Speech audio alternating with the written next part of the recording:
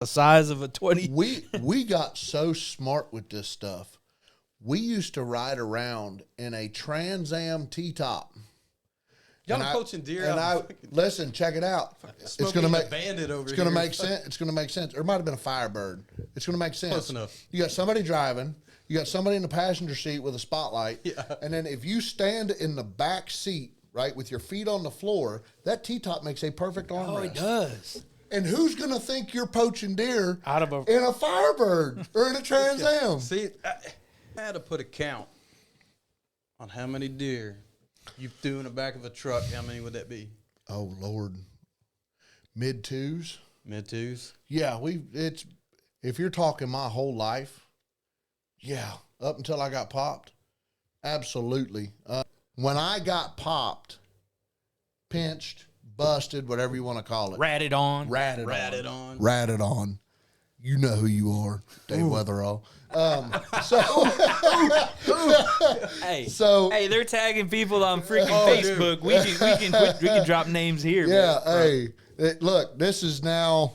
That name dropping went crazy on Facebook. This is now 15 years ago, right? Yeah. So it is what it is. We're done and over with. I ain't spoke to him since, but I don't blame you. one bit. Well, hold on. Did he get caught? And then Yeah. Okay, so he got caught and then ratted on you. Oh, absolutely. Okay. The story of how this plays out is great. Let's get into You'll love this. it. Oh my God, I'm You'll so love ready. it. Let's get into this. And I'll say this. If we were all judged by our worst actions, where would we be today? And here we are together. We're still hunting. We're still fishing. We're still enjoying the outdoors. And we've all made some mistakes along the way. Some of us got caught and some of us hasn't.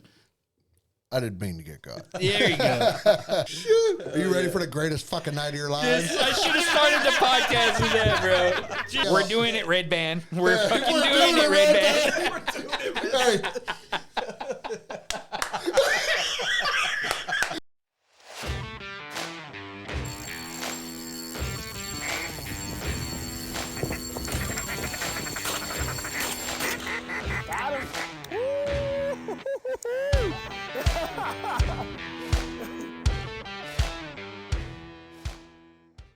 Ladies and gentlemen, thank you for joining another episode of the Cast&Blast Podcast. I'm Poacher Ben. Today, we're going to kick off a special mini-series called Confessions of a Poacher. Now, this is a disclaimer just to let you guys know that this is for educational and informational purposes. We are not condoning poaching. We are not condoning breaking the law. But there are some lessons to be learned from talking to people that have been on the wrong side of the law, have had some experiences, and they can. It's relatable, man. We were going to have somebody today start this mini series off, sharing their experiences. We're lucky enough to have Mr. Joseph Colyer join us. He's a veteran. He's local. He's in the Central Texas area, and he's got some experiences to share with us so that we can all take from this. And hell, again, I'll say this. If we were all judged by our worst actions, where would we be today? And here we are together. We're still hunting. We're still fishing. We're still enjoying the outdoors. And we've all made some mistakes along the way. Some of us got caught and some of us hasn't. I didn't mean to get caught. There you go. Well, why don't you introduce yourself and tell us a little bit how we got in touch with each other and whatnot. So, like he said, my name's Joe Colyer. I'm here in Central Texas. I was sitting in a deer stand, and I was scrolling through Facebook, and, As that big boss walked by. As we all do. Yeah, there was right at about 230 inches, I was just like, I'll let him walk. Let him walk. This he is needs important. 2 more years. I got to get on this podcast. But I'd seen your post, and I was like, oh, man, that'd be perfect for me and what I've done in my life. Like, I don't mind talking about the stuff I've done. I got caught. I did it. It is what it is, But I'd seen your post, and I was like, man, I said, I wouldn't mind talking to these guys about this because I'm completely unfiltered. Like, I do not care. I got caught. They caught me for one situation. Yeah. But what I have done prior to getting caught, boy. Well, I think that probably holds true with most people that get caught they get pinched poaching. You know what Yeah, I'm saying? yeah. You don't get caught doing it your first time. You know. Yeah, no. So If you did, then you're just bad at it. Yeah. So if we can, let's just name kind of what you got hit for, and then we'll back this up all the way back to childhood. But we'll just let everybody know what you got caught for, and then we'll back it up. Yeah. So my original, when I first got popped, they first wanted to get me for 44 counts. That's a lot. Yeah. Well, it's 4 counts 11 times. Yeah. Because I shot 11 animals in one night. I ended up getting 1 count thanks to the gay Mormon. Yeah. The who? The gay Mormon. This guy. Yeah. Gay Mormon Bernstein. Love you, buddy. Yeah. They're friends now. Yeah. Yeah. He bought me dinner that night, dude. It was great, right? It was the greatest arrest experience I've ever had. Well, you bought Texas Parks and Wildlife dinner that night. I bought them more than dinner. Pretty sure they're riding around in a new truck. Yeah. Yeah. So I got 1 count and I got to keep my hunting license. Because that was the one thing I told him. I was like, listen, I fucked up. Pardon my French. No, I messed you're up. good. Go ahead. I messed up. It is what it is. I'll admit my faults. I'll be the first person called spade a spade. Yeah. And I said, but check it out. I said, dude, don't take my stuff from me. Please, God, don't. Now, why? Can Why? you explain why you really wanted to keep that license? Because I love hunting. I love the outdoors. It's therapeutic to me. Hunting and fishing is my life. Like, that's it. Eat, sleep, shit, breathe. That and my children and my wife. That is it. The question, In that order? Huh? In that order? No, it's I'm just kidding, man. I ain't trying to get you in trouble. the eating portion is Yeah, definitely I got first. you, brother. No, So the question is, the elephant in the room is, if that's life, why risk it? for the biscuit. For the biscuit. That's a good answer, bro. That's right. I mean, all of us have been there. We all got a wild side. We all right? do, yeah. When I got popped, pinched, busted, whatever you want to call it. Ratted on. Ratted on. You know who you are, Dave Weatherall. Hey, they're tagging people on freaking Facebook. We can drop names here. Yeah, man. look, this is now. That name dropping went crazy on Facebook. This is now 15 years ago, right? Yeah. So it is what it is. We're done and over with. I ain't spoke to him since, but I don't blame you. one bit. Well, hold on. Did he get caught? And then Yeah. Okay, so he got caught and then ratted on you. Oh, absolutely. Okay. The story of how this plays out is great. Let's get into You'll love this. it. Oh my God, I'm You'll so love ready. it. Let's get into but this. you want to start from the beginning, right? Yeah, I think let's start back, you know, We'll interview and go into it. Yeah. What gave you, you know, as a young kid, what introduced you into the outdoorsman hunting, fishing lifestyle? And then, you know, did you love it? Was you mentored in it? Oh yeah. So my dad has been a big deer hunter his whole life. Yeah. Still to this day, he called me yesterday. He was like, yeah, I found another piece of property, went out and looked at it. You know, it's just a couple acres. I think he said 40 acres or something. So my dad now lives in Columbus, Ohio, where we did. Dude, that's land of giants. Yeah. Where we're from and where life started is southeast Indiana. So I could throw a rock and hit Kentucky, shoot a potato, and hit Ohio. That's a good ass place to be a poacher. Dude. If you're a poacher. Let me tell you. Dang. So growing up, I mean, you know, he taught me how to hunt and fish. I mean, he taught me. My first deer was with a bow. I was in Your first deer with a bow. My first deer was with a bow. My dad wouldn't let me hunt with a gun until I shot a deer with a bow. How old were you with that first deer? I shot my first deer at 11. 12. 11 or 12. And then later, one or two. 11 in 1 hour. Yeah, that seems to be the number tonight, right? No, so he taught me, you know, how to hunt. And I mean, we had 15 acres growing up, but we had access to all sorts of property. Yeah. My godfather had a big ranch, big farm. He had 100 acres or so out in Jefferson County. I mean, that's just what we did. But my dad taught me originally how to hunt conventionally. And I'm not going to say that. Conventionally, I like that. Yeah, conventionally. I like that. I'm not going to say that he taught me how to poach. However, when it got time to fill the freezer, it's crunch time, right?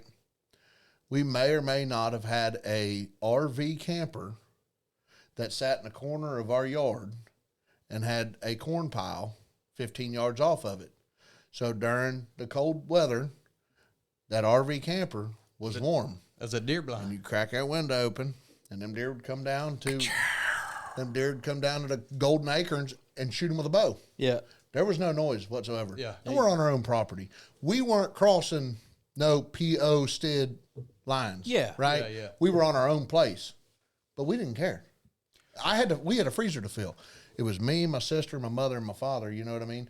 And back in those days, you're talking, 2000 or late 90s.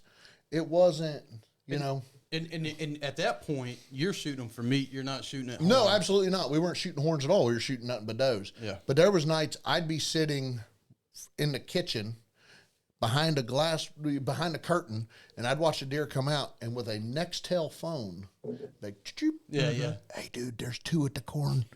And all of a sudden, I'd see that arrow, thunk, and run. I'd just put my boots on, go up, get it, drag it into the garage. That's what we did. That's life. Yeah. Dad, So Dad, so I love you're you. explaining- yeah. I know my dad's going to see this. I love you, but it is what it is. Sorry. But I think that's pretty common in rural America. That happens often. Absolutely. I've been a part of the same type of, the same thing. But growing up, like you said, it's not for horns. That was for meat. And that No, was for meat. yeah, absolutely, and that's how it started for me, was meat. Yeah. So Got a taste of blood, didn't you? boy, hey, so for years, that's all we would do was just meat, and then it grew, So, the year my mother passed away was 2003. So, I was sitting in a stand. My dad and a lifelong friend of ours put me in a stand. It was Veterans Day, 2003. I'll never forget it, because to this day, Veterans Day every year I hunt by myself. Okay. One of those things. Veterans Day 2003, I'm sitting in a stand. I had a doe come out in front of me with my bow, 20, 25 yards. I shot low. I was angry at the world. I put another arrow on, sat there. About 11:30, I'm like, you guys going to come get me? AM? At like, what? Yeah. Yeah. At what point in time are you going to come get me? I'm pulling my rope up, and all of a sudden here comes a doe, and I mean, she is tearing ass through the woods. And I look behind her, and all I see is tines. So I drop the rope. I go back to my bow. He comes up, stops right here, goes, I go to full draw. You're 6. pulling your rope up to let your bow down? Yeah. Yeah. So I go to full draw, 6 yards. I shoot 161 to 7/8 11 pointer. That's a hell of a deer. Right? That's my first buck. That's crazy, That's bro. crazy, That's man. crazy for that to be your first buck. Right. High 160s? 161 to 7/8, and he was 225 pounds. First That's deer. a So big buck, bro. Okay. that's going to be a hard deer to beat for years to come. Right. So enter poaching and spotlighting. So I see where this goes. now. Because All right. at what point in time, I mean, don't get me wrong, we've got big monster whitetail there. How many years did you hunt trying to get that, a buck of that caliber before you turned before you got that first buck? How long did you hunt before you got it? I started truly hunting when I was, like I said, 11. I shot that deer at 13. 13. So, okay. Yeah, Couple I'm years. 35, still trying to kill that deer. Yeah, yeah. Right? Yeah, exactly. We all are. Yeah. So it was what it was. So then at that point, it's I need more. Yeah. I need more. Oh, man, I bet. So it got to the point growing up. It was an addiction. Oh, absolutely. So, like we were talking earlier, Southeast Indiana, that's the land of soybeans. Yeah. Right? So back home, a lot of the farmers would get deprivation permits. Mm-hmm. So you're allowed so many deer a day for like 10 days. Almost like MLDs. Yeah. Right? Yeah. It's just But the it's same for thing, but it's for crop damage. Yeah. Is what it's for. We would go, me and some friends, we would go and find out who got deprivation permits. And we would say, oh, yeah, get a copy of that for me real quick. And we would fix the names. Oh, damn. That's a little bit of fraud mixed up in there. A little bit. Hey. No, and we would, give me a deer. We shot in velvet. Oh. Just because I want a deer in velvet. You couldn't shoot a deer in velvet in Early Indiana. season. And, You know what I mean? yeah. So that was some of the stuff we would do. But we didn't shoot a whole lot of bucks. Like, we shot a few, don't get me wrong, just because, you know. I have to imagine, even as being a meat poacher, and that's what we'll say it is. Yeah, absolutely. I mean, a meat poacher. You see a 160, 70, 200-inch class buck out there. Oh, dude. I'm going to guess that you're probably not going to hold back from it. It didn't matter what I had in the truck at the time. 22 mag, a 17 HMR, crossbow, it did not matter. That deer was dying. That deer is dying. That deer was dead. He just last breath. So as y'all are doing this, we didn't even need weapons. We had me and a buddy of mine had a 98, 99 Dodge Ram. I think it had 36-inch big tires, straight pipes. We drive up and down the road, see deer at the edge of the road, drop it in neutral, high rev it a little bit. Deer start coming across the road, we just drop back in the drive, hit them, throw them in the bed of the truck, keep going. My dad would look at us and say, hey, boys, we need meat.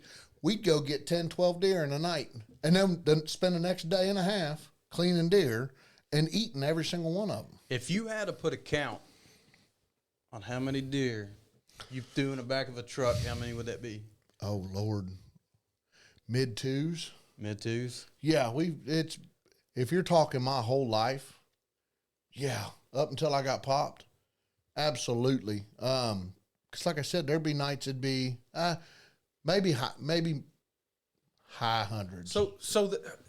And I asked that question because it connects with the story of being a meat hunter, right? Oh, absolutely. So you're not going out every night just popping deer. You're going out, fill a freezer, mission complete. We're going to wait until we need more meat, then we'll do it again type deal. Ish. Because I was filling other freezers too. I mean, we weren't just filling ours. Got you. You know, I knew people that just were sick and couldn't hunt and just needed meat, or there was all kinds of stuff. Maybe people in need, they just needed the meat. Oh, we would not only just grind it and freeze it and stuff like that. Like my dad would can meat. We did gardens our whole lives, so we would can our own tomato sauce. We did all that ourselves. We lived as much as we could off the land. You got to think where I'm from is a lot of Amish. Yeah. So we tried to live. I'm not going to say close to that. Yeah, but it's a way of life. Absolutely, absolutely. And self-sustaining, off of the resources available. So, and that's what goes, and I'm sure any of these poaching videos that we're going to end up doing is just because it is the law doesn't mean you have to agree with it. Just like that, folks. That's something that I think that folks that can't hunt, if they could get a tag to give it to somebody that could fill that tag for them, and there are ways that things can happen, but they make it so hard that it almost can't happen. Oh, that's. When I got to Texas, one of the biggest things I realized is if I hit a deer, I couldn't pick it up, throw it in the bed of my truck. Crazy, right? Like that's nuts. Can you elaborate on why? Can you elaborate on why? For the people that are watching right now, you hit a deer.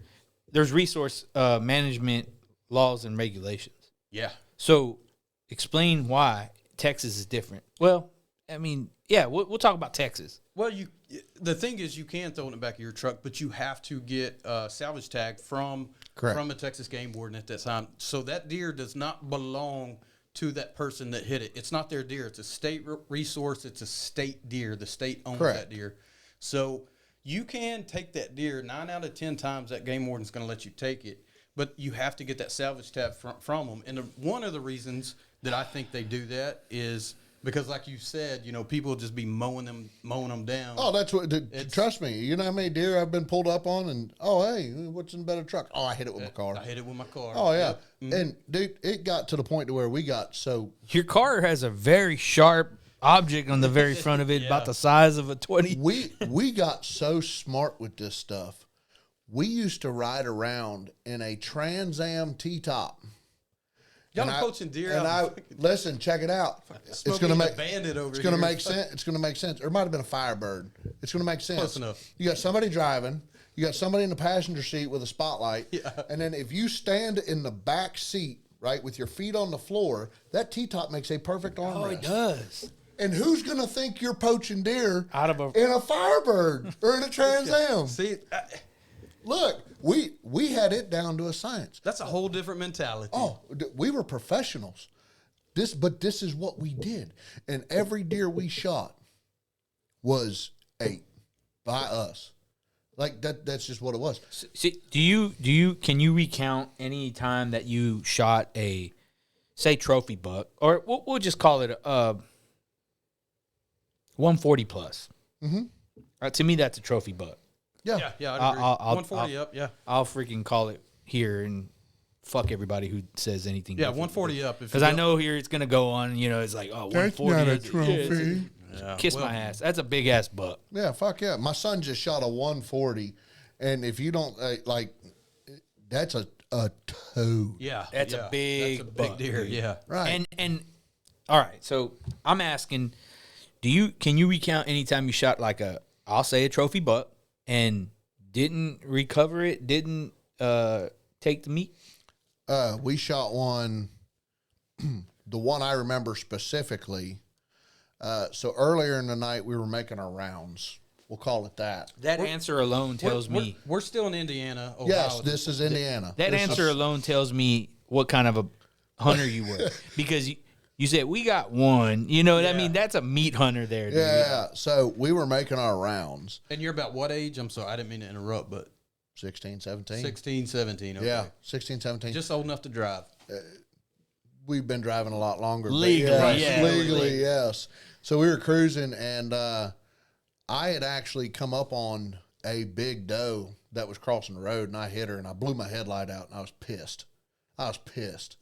So we ended up swapping trucks. Fucking deer in the way. Yeah, right. I hit her on purpose. I ain't gonna lie. So we threw her in the bed of the truck, drove up, got in a different truck.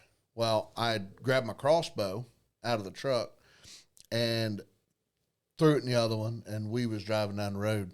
And we hit one with a spotlight that was 160. That's a big buck. So we passed him. That'll make the heart beat. Yeah. So we passed him, got down the end of the road.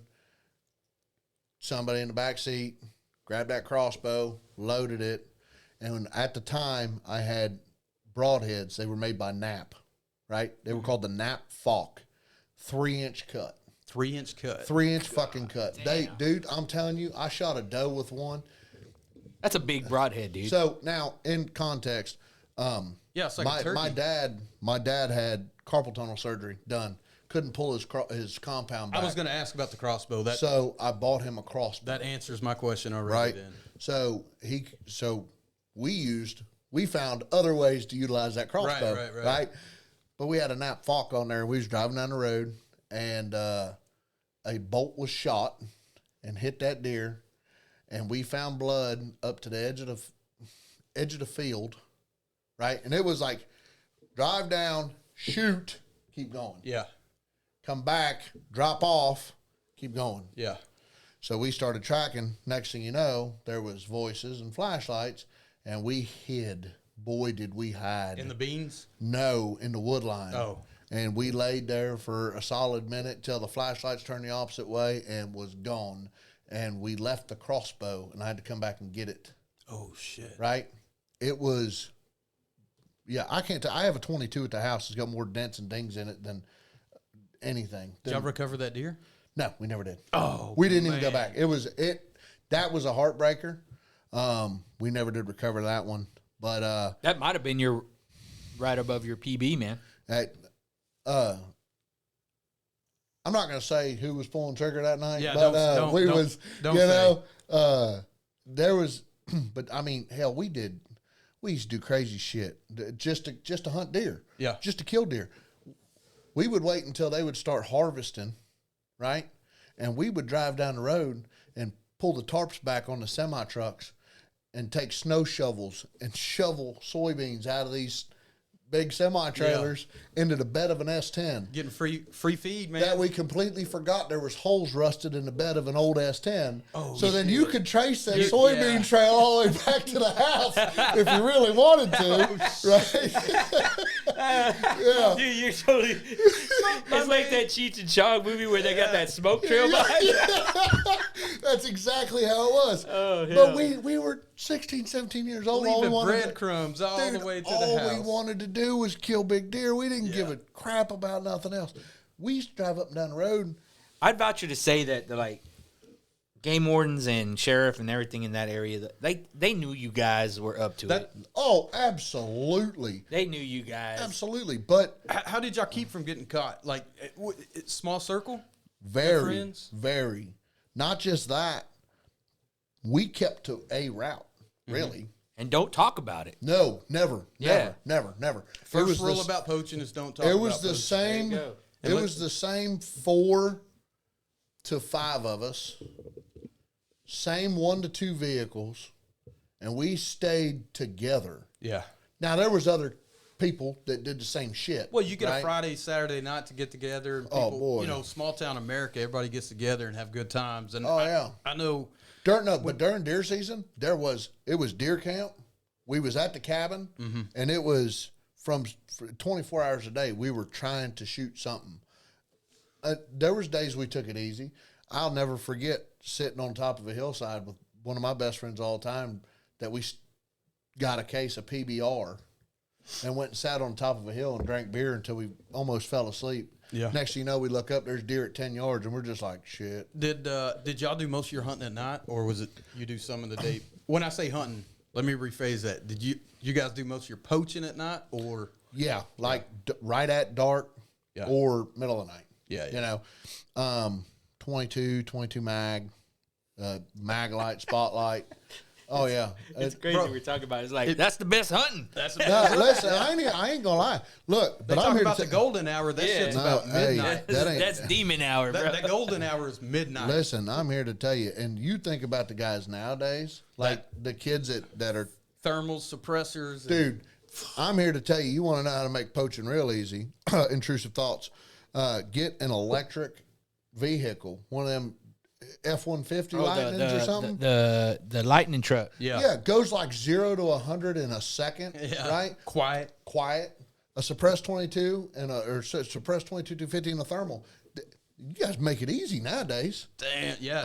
Get some J2 out there, bring them in. Boy, let me tell you. Well, it's game over. Let me tell you, if I had some J2 berry blend growing up, boy, I wouldn't even have poach. You know, quick plug. I mean, that's not even part of it. But J2, No. that stuff is like the only. It's funny you came in wearing that hat because we're like, oh shit, J2. You know J2, right? Yeah. And then we started talking about like that's the only shit that like that is the only attractant that we hold. We were just talking about. We were just sitting here shooting the breeze prior to actually rolling, and I just opened my Facebook, and there was another J2 buck killed. Huge. That's 135 inch, 140 inch whitetail that was shot over J2. My son just shot a big buck last weekend, probably 140 inch 9-pointer. He shot J2. J2 berry blend is hands to God the absolute best attractant you can buy in the Central Texas area. I'm gonna have to stand on that too. I'll die on that hill with you, brother. 10 toes down, buddy. But I'm here to tell you, if I had it, I've always thought that attractants were gimmicks yeah. until we tried J2. Well, berry J2 is unique in itself anyway because of how it's kind of formulated. It's not just attractant. No, it's got a just enough protein in it, right, to keep those deer moving. It's not super heavy on the protein side to where they're going to eat a pile of protein and just want to go to sleep. Right. It's got just enough in it to keep them moving. Then bucks will hit that during the rut, be like, ooh, hey. Yeah, and that it's quick got, energy, man. Absolutely. It is a phenomenal attractant. And the gentleman that makes it, Phenomenal dude. James Alesic, he's a veteran. He's a combat veteran. And every single one of those bags is hand weighed, hand measured, hand mixed, hand everything.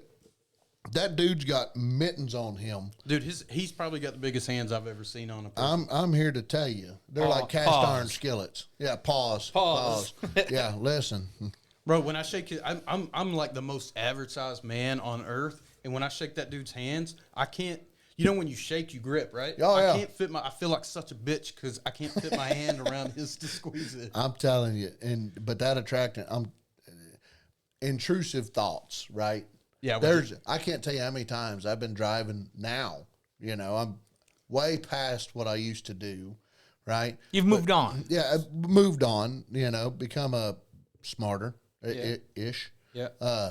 I've seen deer. I'm like, I guarantee you I could get that access over that high fence with a bag of blend. Hell yeah. I said, I can't tell you how many times I've been like, dude, if I just took 2 5-gallon buckets and went down the side of this road here with a ball peen hammer, because they ain't going to look up from the fucking pile until all of a sudden they do, and it's just, all right, I let's go. swear, the visual I can think of when you remember the cartoons when like Tom and Jerry, and they would smell something, and the smoke would come out the kitchen, and it would be like You would say go right to their nose. yeah, it would go like to their nose. Jimbo calls that PDT, and anytime you put that bag out, you see that dust up in the air. He calls it PDT. You'll have to have him on the show. He will talk to you. Well, we got him scheduled. He's on our schedule to come on. That dude is scientific with this stuff. Me, I'm just like, I'm hunting acorns. Dude, you can never go wrong with acorns. But growing up, we couldn't feed. In Indiana, you couldn't feed. Yeah. There was none of that. So like I said, we made a way to get those deer to us. We would put golden acorns. Is that where you drew the line? Feed? Hey, I might be a poacher, but I'm not feeding God damn it, I ain't breaking Listen, I'm gonna be honest. I'm gonna be 100% honest with you. I was more worried about walking up on somebody's ginseng patch than I was them finding me shooting a 100-inch or 200-inch whitetail on their property. I'd rather walk into someone else's meth lab than I would their ginseng patch. Listen, I'm here to tell you, we would shoot deer off the side of the road, but you'd never catch me stealing nobody's ginseng. You make a solid ass point Hey, right there. so, but that was life growing up. Then, I joined the military, left Indiana. So you poached hard in Indiana. Oh, hard. So you poached hard. Hard. Joined the Army. Dude, okay, in Indiana, they would give you would have to physically take your deer to a check-in station. Yeah. And they would give you like a little metal tag, right? Like a one-time, almost like a zip tie, right? Little metal tag. like a band. Yeah, like a band. That's what you got for your animal. We would go to the check-in stations, and the game warden would be standing right there with us. The who? The game warden. Oh.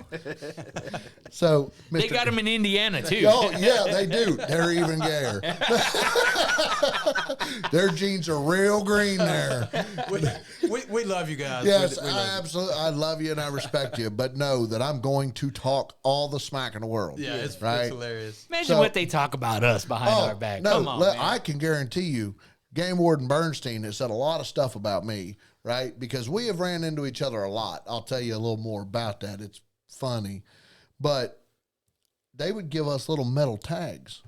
And we would sit there, and they would give us this little tag, like I said, little band zip tie thing. Yeah. And the game warden would be sitting there talking to you, and you just go, yeah, all right, cool, it's on. And we go. Did you catch that? Uh-huh. Yeah, it's enough. Yeah.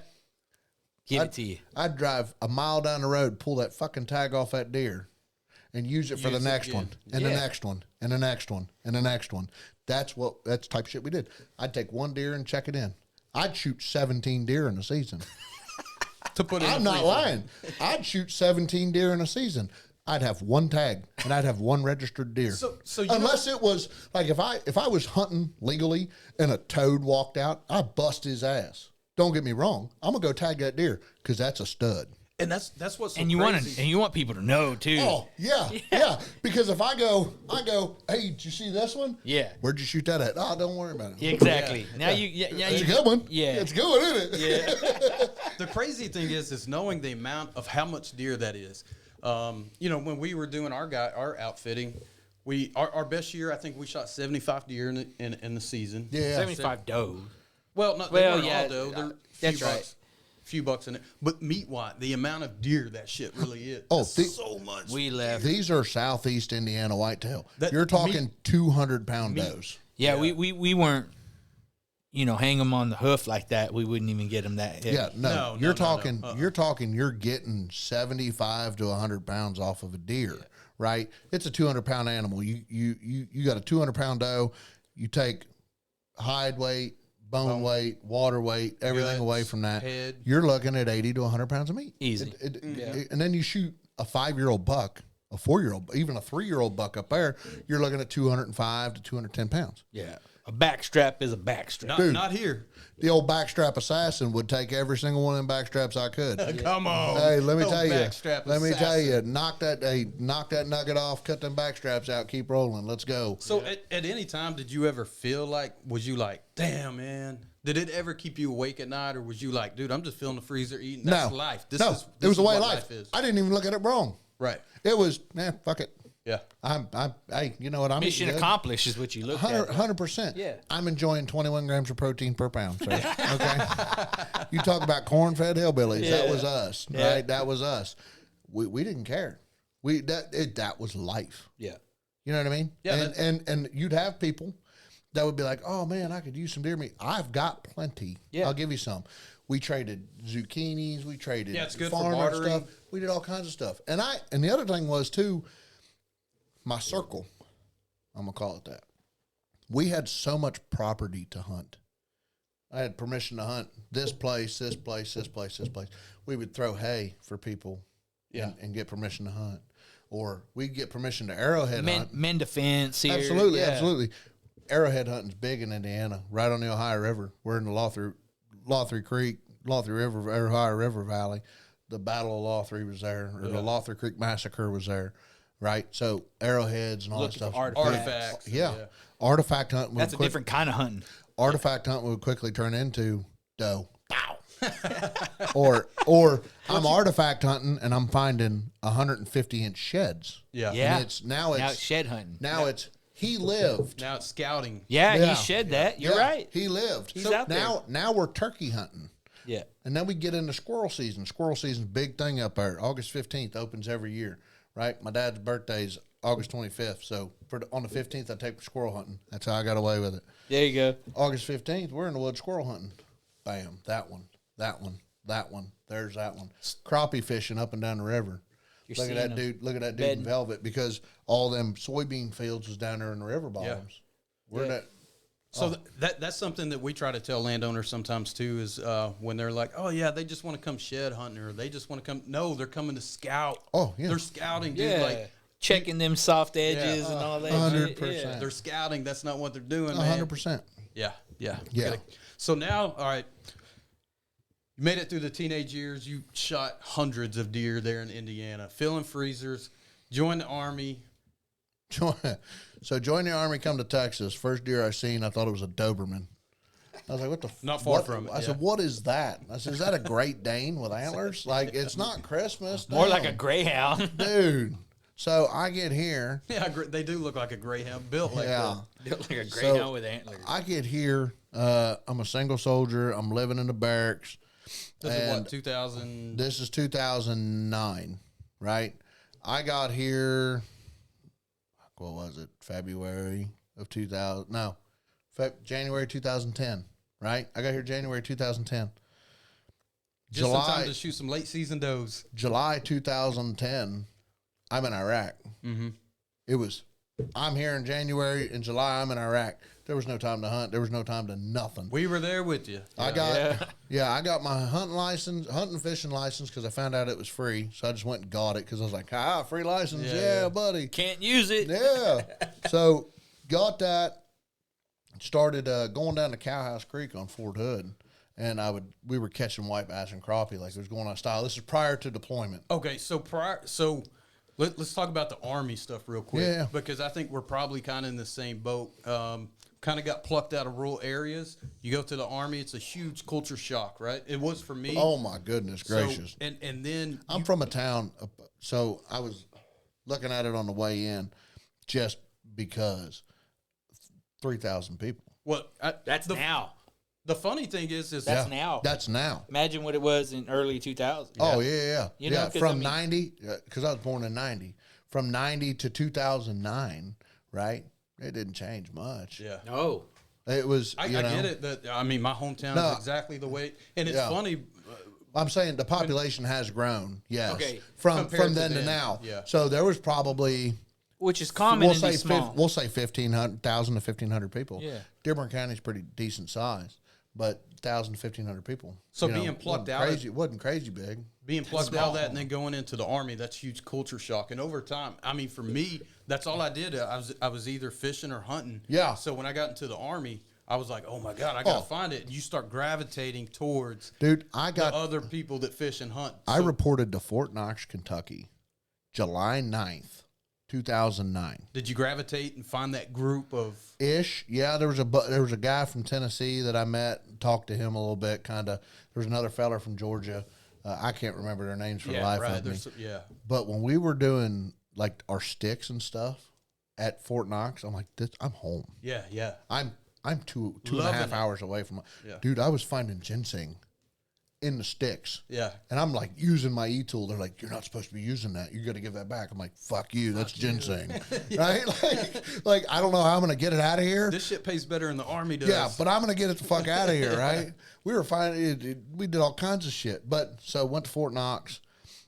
My biggest culture shock was when I landed in Baltimore, Maryland, going to Aberdeen Proving Grounds. I was a 63 hotel. I was a track vehicle mechanic in the Army. Oh, Aberdeen. But landing in Baltimore, I was like, holy shit. The biggest city I'd seen was Cincinnati. Yeah, we're not in Kansas anymore, Toto. No, going to Bengals games, going to Reds games, you know what I mean? Like, but the biggest city I'd ever seen was Cincinnati. That's it. Yeah. I get to Baltimore and I'm like, Concrete jungle. I'm like, what the fuck? And of course, now I'm 19 years old. I just graduated basic training. We wanted to go drink on our 4 days. Yeah. I went to a Ravens-Bengals game. It just so happened to be like when we hit gold phase. But I got in trouble in Aberdeen Proving Grounds. No way. Because I went to so we had like a little 4-day weekend kind of thing, right? And for anybody, it was Thanksgiving, as a matter of fact. And for and this is just coming out at what, AIT? Yeah, I know. I'm in AIT. Oh, you're in AIT. Oh, you said you just got a gold phase. For anybody listening that doesn't know what that means, you just went through basic training. You're getting to your job training, and you have a series of phases that you go through. Once you hit that gold phase, you can leave the post. Go eat. You feel like a grown-up for a little while. You can go be a human for a little like while. a week. Yeah. Right? Yeah. So it was Thanksgiving, so we kind of had like a 4-day thing. We were in the barracks. And you're about to go fucking ham. Oh, dude. But we was in the barracks, couldn't really leave post. But there was a shuttle that would take us from where the AIT schoolhouse was to Main Post Aberdeen, right? So I went to Main Post Aberdeen, and I bought a fishing pole and a bunch of rooster tails. Because can't go wrong with a rooster tail, dude. Listen, let me tell you, faithful. if you can't catch it on a rooster tail, it's not biting. Flat out, period. Ain't dot. no fish in this damn No, pond. absolutely not. If you can't catch it on a white rooster tail Not or a damn fish in this or water. a red rooster tail, there's nothing here. White rooster tail with the gray dots. Yeah. So I bought a fishing pole and some rooster tails, and I went back to Aberdeen where the AIT schoolhouse was. Well, if anybody's ever been there, the barracks are kind of set up like this. You're kind of on a peninsula, right? Well, I'm like, oh, this is the bay. There's water. There's got to be a big striper in this son of a bitch, right? Yeah, yeah. Okay, well, guess who doesn't have a fishing license? Oh, shit. And guess who's fishing in front of the sergeant major and the colonel's house of the schoolhouse? Yeah. So I bet his name you know wasn't what? Joe. And you want to know why I was? Because directly in front of their house is where the flagpole was, and I got stuck on flag detail once. So go out 6:30 in the morning. Scouting. Yeah. Raise scouting. Yeah, That's on the scouting detail. dude. You know how many times I tried to throw? Listen, I'm a Judy chopping son of a bitch, right? Growing up, I had a can of Ninja Stars on me at all times. All right. Up in Aberdeen, there would be does walking behind the MWR, and I'm out there trying to ninja star. Right? Don't be ninjing. Don't nobody need to be ninjing. But let me tell you, Dude, I'm giving up, man. I got no problem. I tried to wrestle deer. Like, these guys are looking at me. We're all sitting around out back of the MWR drinking beer illegally because we was underage, singing Chicken Fried by fucking the Zach Brown Band, and 3 does come walking up, and I said, Judy chop, bud. And I started chasing deer through Aberdeen, and they're like, what the fuck is wrong with this guy? Who brought this guy? Who the fuck brought this guy? I'm telling you, if there was a chance for me to kill it, I was fucking killing it. There was no doubt about it. I wasn't gonna. I didn't know how to eat it. I'm in the barracks. There's 70 guys in this bay. You're gonna figure that shit out, right? though. Hey, I will cook this shit with a Bic lighter. I don't give a fuck. Fucking MRE warmer in that motherfucker. Right. The funny thing is they all think you're batshit crazy, but you think they're batshit crazy for For not helping it. For not Like, helping. What are you doing? Exactly. I'm like, I'm out of breath. I know you've got better cardio than me. Take off, dude. You said you were a track star. What the fuck is wrong with you? They're like, which Joe, one of you did the long jump? Yeah. Joe, this is the Fat army. man relay. He said, Joe, this is the army, not naked and afraid. But I didn't. I got in trouble at Aberdeen because I didn't have a battle buddy. That's what they were mad about. Oh, They you were probably, no, you know what it was? You were probably fishing right by a cigarette butt. No, I was fishing without a license Without a in battle front of the sergeant major and colonel's You were house alone. on Thanksgiving morning, and I'm out there fishing for striper in my marshmallow suit, and I hear, Cold as hell. "Hey guy," Hey, you. and I turn around and it's Sergeant Major. I said, "Yes, Sergeant Major." He goes, "Who the fuck are you?" Oh, shit. I said, "Private Collier, Sergeant Major." He goes, Private "What are you Collier. doing?" I said, "I'm fishing, Sergeant Major." He goes, He's at parade rest with a fishing rod. I was not. I did not break stride. I'm not even lying. And I'm sitting there like this, and he goes, "Where the fuck is your battle? Who are you? Where are you? What are you doing?" I was like, "Fishing, Sergeant Major." I already said that. Yeah. And he looked at me. He says, "Get your fucking ass up here. Drop that pole." And dude, I sat in the front line of rest till my first line, the training first line supervisor showed up from home. Oh, had to shit. come in from on home. Thanksgiving Day. On Thanksgiving morning. Oh, Thanksgiving goddamn, bro. Crucified me. Yeah. Well, it also didn't help. You So still got a fucking pump from that workout. my nickname growing up was Squirrel. Always been since day one. And I had a squirrel name tape. I was still in uniform, but I had a squirrel name tape On that, your marshmallow suit? that my buddies had made for me Right. because my nickname was Squirrel. And dude, got crushed. Ryan Perkins was with me because they went and got my battle buddy Ryan Perkins, and he had to come get me. The Oh, assignment buddy. he got the Oh, fucking dude. he got the guilty by association fucking talking to, bro. I ain't never felt so bad in my life. That kid probably still sweating to this day. Ryan, I love that guy to death, and I love you to death if you ever see this. But I'm here to tell you, I felt bad that My day. bad. My dude said he trying to Judy chop nose chasing him down. Listen, I was Bro, we've been there. I was straight up. I was like, I'll kill it though. They was like, no, you won't. I said, I'll choke that bitch out. Watch me. What? Yeah. And they said, no, you won't. I said, won't bet. And after some liquid courage, my fat ass takes off. I wasn't catching them deer. No, you ain't got to catch that Not deer. one but time. It was damn sure fun trying. that deer would have to run into me for me to be able to be close to Bro. catching a deer, bro. Listen, you know how many deer I've walked on have been gut shot. Like we talked, I used to guide. Yeah. Right. When I was guiding, I've walked up on animals that were gut shot, and I just look at it and be like, I'm just gonna jump on it. Yeah. And then it gets up and takes off. I was like, oh, he's got a little more life than I thought. Got a little more spark in there. That fucking 21-inch black buck antelope's going to impale me. Yeah. And you're going to see me just, you know. Looking like a fucking rodeo clown. Damn. All right, man. So, all right, we made it through AIT. You got busted fishing with no license. Hey, and and by you the know sergeant what? major. It was cut it out. Yeah, Don't be You know, stupid. done private stuff, but I was more mad that I wasted money. I bought a pole and rooster tails, and I couldn't take the rooster tails with me. Yeah, like mine he you- said, leave it. I know that Sergeant Major's got 6 rooster tails now. and as a private, those rooster tails, they don't come easy. Nah, man, those sons of no, bitches dude. are expensive, No, hell man. no. Yeah, they're even to this day they're Yeah. like $4. Yeah. Do you $4 or still $5. flinch at a fucking rooster tail? I do. I'm looking for the cheaper ones. Yeah. Unless, right. unless you're buying them from the Route 66 there in Milford, then I'll go buy them So, from there. I have some still in a package from there, but though I like their jigs, their spooning jigs Yeah, for the yeah. white bass and hybrids. Is that H and No, not a H&H. It's just it's a Milford Lake. It's made. a Milford Lake spoon jig. Yeah, they're the coolest little things in the world. You can chunk them a country mile too. Oh, for forever. Days. Yep. So I get here. I'm you a got to hood. tune them? Nope. Nope. Throw them in and roll them. Yep. So I get here and didn't have time to hunt at all. Fished a little bit with one of my good friends, rest his soul, Robert Hoadley. We used to fish. We fished our asses off. He was one of my best friends. No longer with us, but one of the best fishermen I'd ever met. Yeah. And he taught me a lot about crappie fishing, Sorry white to hear bass that, fishing. though. We caught white bass and crappie and shit back home, but it was just, we're catching fish. Yeah, He fish was to eat. targeting fish. Right. Right. So then cut to, we go to Iraq. Do our tour, come back.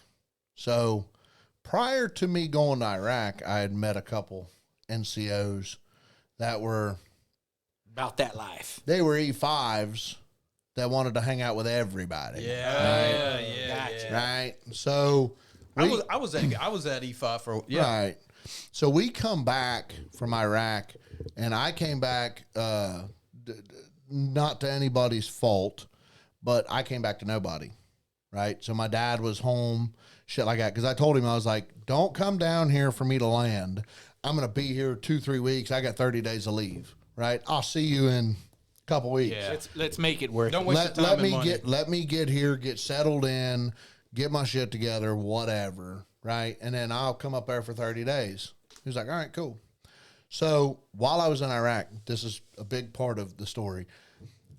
When I was younger, I was 15 years old, met a gentleman, well, I knew a guy. His name was Ken Collier, great guy. Got West Nile virus, right? Paralyzed. Damn. Right? His legs didn't work. Right? I'd call that paralyzed. Lieutenant Dan style. So his legs didn't work. We bought a 74 El Camino and a 1974 CJ5 off of him, Jeep CJ5, $500 a piece. Well, shit, he couldn't use them anymore. Absolutely. That's He what fucking I'm might as well saying, get a right? deal out of it. Sounds like a deal to me. So my dad kept the El Camino. My grandfather, my mother's father, was one of the best mechanics and, just auto rebuilders in the Cleveland area. So he remodeled that Jeep with me. I went up there and helped him out a little Old bit. CJ, you said? 1974 CJ5. That's bad. He called me one day. He said, what color you wanted? I said, paint that son of a bitch John Deere green. And he did, right? I had that. It's got 232 inline six, little 3-speed. Ain't worth a shit. Oh, inline Awesome. six. On the highway, And- but in the deer woods, it's a unit. Oh, brother. Yeah. It's got so much torque you can ride a wheelie on it. We Yeah. Pull called the it fucking foundation out from under this house. Hey, one of my best friends gave it the name the old Mean Green Safari Machine. Mean right? Green Safari. Hey, a lot of deer died out of that Put machine. a high rack in the back. It didn't need Didn't to. need to. Didn't need to. We just had a fucking back seat, and the back seat sat high enough you Yeah. could just set the gun across the roll cage, right? And then I was going to say, you got the roll cage up. You can stand on that back seat and be perfect. No, you sit on because it sits higher, so high, so much higher in the back seat. You could just set a gun across it, it's like you're sitting Built-in normal. high rack from the factory. Dude, a pool noodle across that thing. Oh, yeah, was keep it great, quiet. buddy. Insider secrets. Hey, inside baseball, right? I say this very loosely, but goddamn, poaching sounds like so much fun, man. It does. So He makes it sound fun. it's not.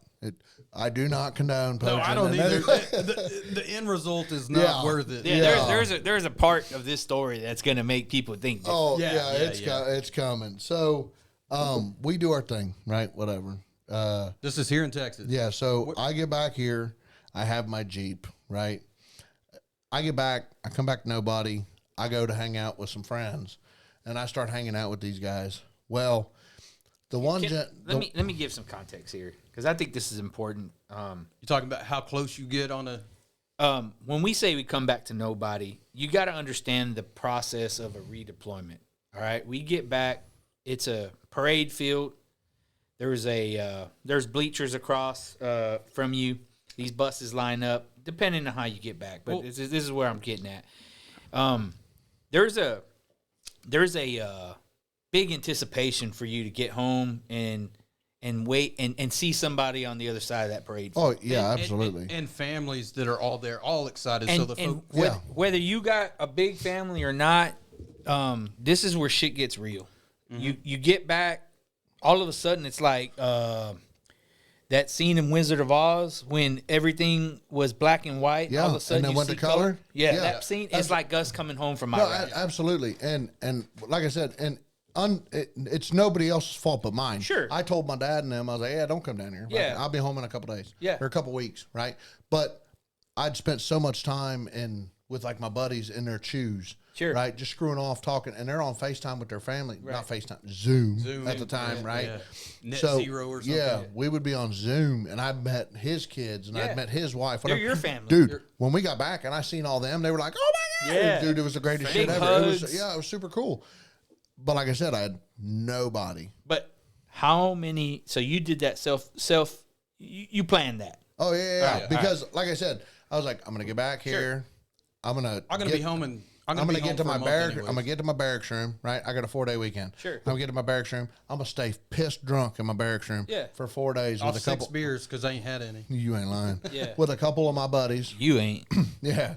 So we would sit, and I was like, that's what I'm gonna do. Well, that's not what fucking happened.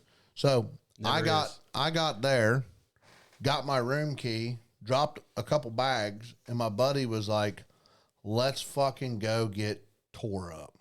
I was like, let's go. I was like, bet, that's all I want to do. I'm 21 years old, just came back from a combat deployment. Can't tell you shit. All I want to do is fucking fight. Yeah, Like, I'm can't being tell honest. you shit. Babe, I love you. Sorry. Yeah. But, that's just what it is. So we come back. I'm getting shit-faced drunk, screwing off, and I'm like, fuck. It's October. It's that time. It's that time. Yeah. Well, first day goes by. Second day, I start looking. That itch needs scratching. I start looking around in my buddy's house, right? And I'm like, dude, where's all your food at? Like I'm You just go in, open the because the fridge and the I pantry used to and shit. party with him prior to leaving. But right, we laugh, but that's how army buddies are. Like I'm like, bro, you ain't even got oodles and noodles. Like, what the fuck is going on here? Yeah. Mind you, he's got 3 kids. Yeah, it's So it's an observation. Right. So I'm like, I see where this is going. where's your shit at? And he was like, hard times. He was on rear D, shit like that. He didn't deploy, whatever. Shit don't take much at that time in your life, dude. So what's the first thing that clicks in my nugget? I'll get you some meat. I said, hey, bro, you got 22? He says, I sure do. I said, go Spotlight? He says, we can go get one. I said, go. Can you drive a stick shift? And he was like, yeah. I was like, cool. So nightfall comes. Mission. Nightfall comes. We end up leaving the Jeep at the house and taking his truck and another vehicle. Because I said, here's the deal. We're going to drive down the road. He's going to drive down the road, see deer, tell us. Keep going. We're going to pull up, hit Spotlight. I'm going to magnetize this son of a bitch. With the mag light? Throw it in the back of the truck, and we're going to keep moving. Right? Cool, not a problem. So that's what we fucking did. 11 deer later. So was this you and just him or you and 2 others? This is the same night, man? Yes. Holy. This is over the course of about 3 hours. But that was for a good cause. We kept rolling fucking circle. This is landing from Iraq. You have the parade. This is 2 days after And this I is land. 2 days after you This land. is my Sergeant Major looking, just got home from Iraq, praying to God nobody hits the blotter, and Specialist Collier hits it for fucking poaching. His fucking D-bag ain't even put down yet, bro. C-bag or whatever. Here's the deal. Bro. When we get back and they do all the safety briefs, it's like, don't fuck without a rubber, don't drink and drive. Don't run with scissors, don't do this. Nobody said don't go poaching. Yeah. Sergeant Major, you didn't say I can't go shoot 11 deer. You didn't say I couldn't do outlaw shit, right? Yeah, this right. is your fault. This is your fucking problem. Your fault, right?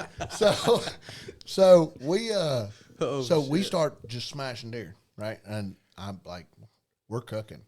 For those of you in the Central Texas area, the Maxdale Road Loop. Yeah. Maxdale Road. Yes. Prime hunting. Sure was. I mean, I drive by it and I think the same thing. Like, man, that looks good. But let me tell you something. Unbeknownst to Texas, right? Because like I said, I didn't have a whole lot to do a whole lot of time prior to deploying. This is your first time shooting anything in Texas. Fuck yes. Like you haven't even hunted. I started hunting Texas by poaching, sir, with a 22 and a fucking Spotlight, right? Oh, you're a horrible human, man. Hey, look, the backstrap assassin come out of retirement and said, let's go. So we start riding up now. Frank the Tank is back. Dude, yeah, for real. So we're cruising, and I see a high fence, and I see a scimitar oryx. And I said, brother, You think we can get that across that fence? And he looked at me. He says, don't you fucking dare. And I said, all right, fine, I'll let it go. And I didn't shoot it, right? Oh, because man. that was the first words out of the game warden's mouth, man. right? When I got popped was, did you shoot anything from behind that high fence? And I said, no, sir, I did not. I didn't have cutters. And he said, what? Never mind. Never mind. And I kept moving.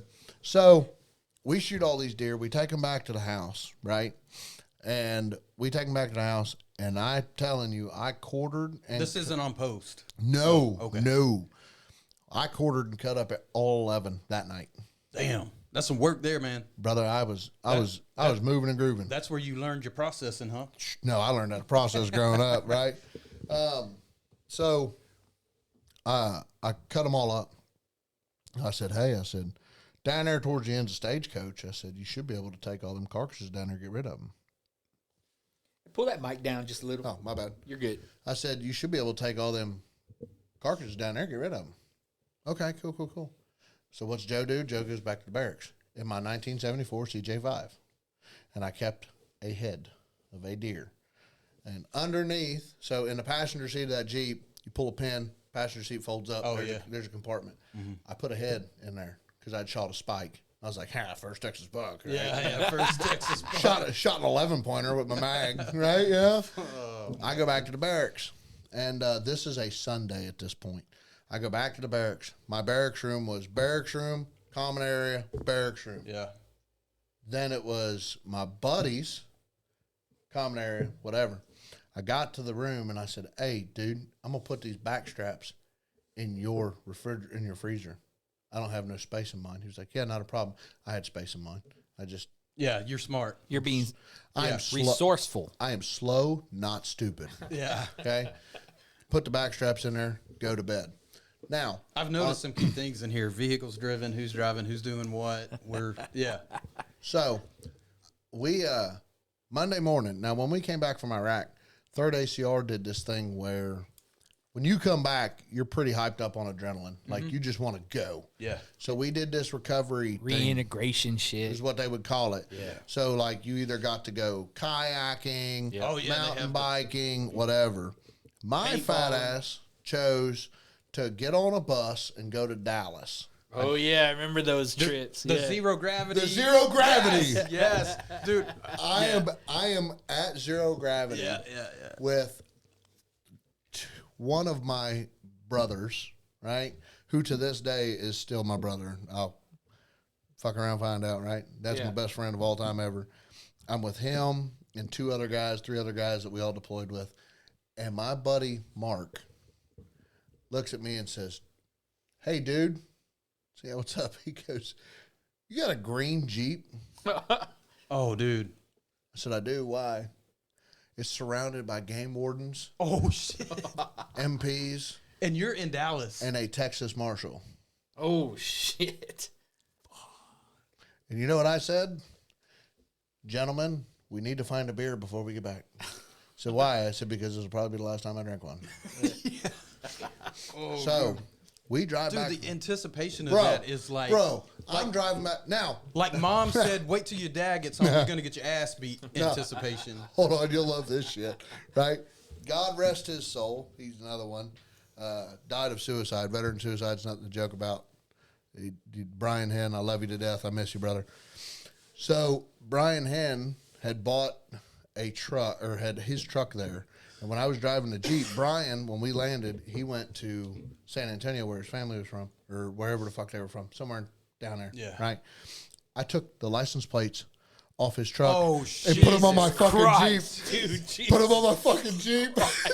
because the Indiana tags that I had were 4 or 5 years expired, right? That sounds like some shit I would do. Texas license plates on it. Well, guess what? Look at an older Texas license plate. It says truck. Yeah. And on the little tag, it says what the fuck it is. Yeah. Yeah. It didn't say 1974 CJ5. Oh, my God. So